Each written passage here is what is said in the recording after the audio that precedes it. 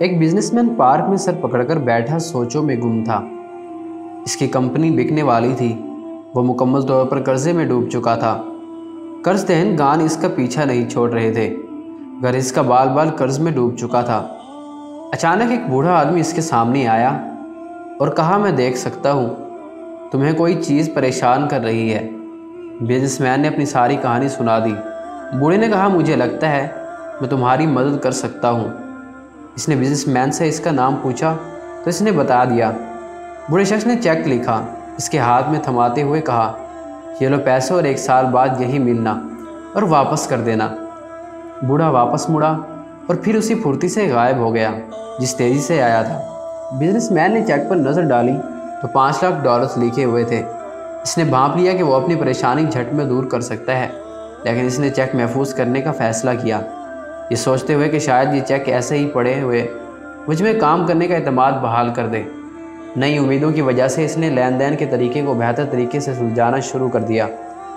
اس نے لین دین میں اور فراوانی پیدا کر دی اور بڑے بڑے معرکے فتح کیے۔ کچھ ہی ماہ بعد وہ قرضے سے نکل آیا اور ترقی کی راہ میں چل پڑا۔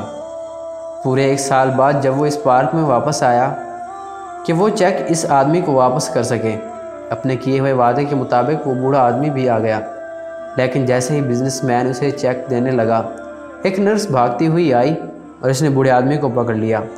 وہ خوشی سے چلائی کہ آخرکار میں نے اس بوڑھے پاگل کو پکڑ لیا۔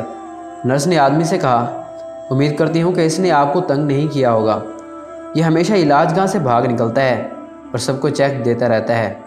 یہ کہتے ہوئے نرس بوڑھے آدمی کو اپنے ساتھ لے گئی۔